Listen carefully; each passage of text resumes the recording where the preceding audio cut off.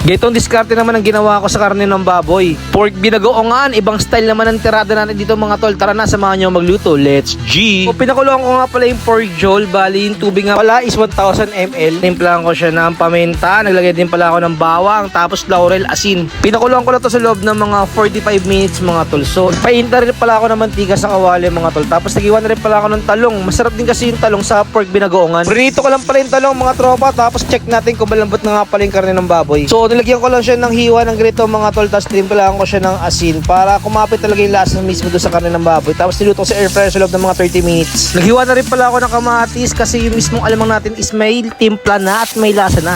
Gamit tayo ng Box Gourmet alamang mga tol.